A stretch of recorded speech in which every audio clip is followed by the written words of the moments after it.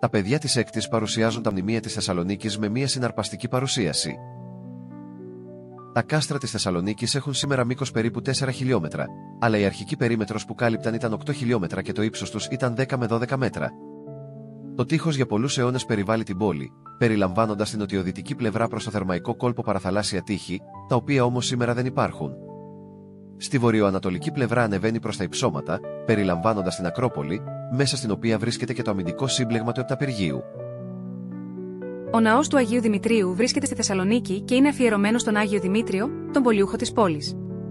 Βρίσκεται στην ομώνυμη οδό και είναι πεντάκλητη βασιλική του, ελληνιστικού τύπου, αλλά με πολλά ιδιαίτερα και σπάνια χαρακτηριστικά σε σχέση με άλλους ναούς της ίδιας περίοδου στην Ελλάδα. Διαθέτει εγκάρσιο κλήτος και πλούσιο ζωγραφικό και μαρμάρινο διάκοσμο με περίτεχνα και ονόκρανα. Κατά τη διάρκεια μιας μεγάλης πυρκαγιάς, η οποία κατέστρεψε τα 2 τρίτα της πόλης τον Αύγουστο του 1917, κάηκε σχεδόν ολοκληρωτικά και αναστηλώθηκε το 1948 διατηρώντας αρκετά από τα αρχιτεκτονικά του στοιχεία. Λίγο αργότερα, το 1978, τα λείψανα του Αγίου επέστρεψαν από το αβαείο του Άγιου Λαβρεντίου στο κάμπο της Ιταλίας και τοποθετήθηκαν σε μια αργυρή λάρνακα όπου φυλάσσονται ως σήμερα. Το 1988 ο ναός ανακηρύχθηκε μνημείο παγκόσμιας κληρονομιάς από την UNESCO.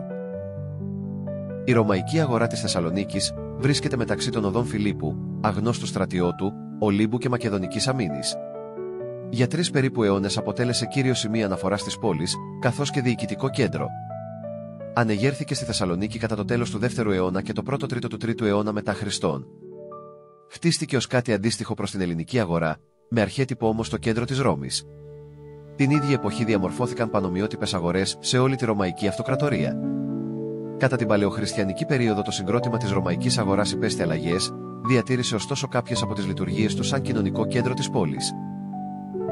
Η Ρωτόντα βρίσκεται στο ανατολικό τμήμα του ιστορικού κέντρου της Θεσσαλονίκης και αποτελεί ένα από τα σπουδαιότερα ρωμαϊκά μνημεία στην Ελλάδα. Από το 1988 ανήκει στα μνημεία παγκόσμιας πολιτιστικής κληρονομιάς της UNESCO. Στις 18 Δεκεμβρίου 2015 η Ρωτόντα μετά από τις εργασίες αποκατάστασης άνοιξε τις πύλες της στο κοινό και ξαναβρήκε τη θέση της στην πολιτιστική κληρονομιά της Θεσσαλονίκης. Μαυσολείο, χώρος λατρευτικών μυστηρίων, ναός, μητρόπολη, τζαμί, Ελί Ρόουτοντ, μουσείο. Όπως και αν περιγράφεται η Ρωτόντα δεν πάβει να είναι άρρηκτα δεμένη και συνυφασμένη με την εικόνα και την ιστορία της Θεσσαλονίκης. Η Ρωτόντα ως κατασκευή είναι μοναδική στον ελλαδικό χώρο. Έχει ύψος ως τον θόλο της 29,80 μέτρα, εσωτερική διάμετρο 24,50 μέτρων. Και το πάχος του τοίχου της είναι 6,30 μέτρα. Ο Λευκός Πύργος είναι οχυρωματικό έργο οθωμανικής κατασκευής του 15ου αιώνα. Υψώνεται στην παραλία της Θεσσαλονίκης και αποτελεί το μνημείο σύμβολο της πόλης.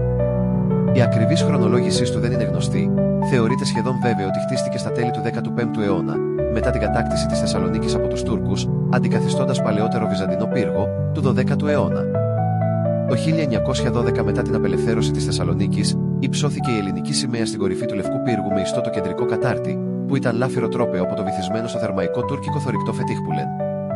Τι θρυλική επίθεση είχε κάνει με το τορπιλοβόλο ΤΑΦ-11 ο Νικόλαος Βότσης στο Βαλκανικό πόλεμο.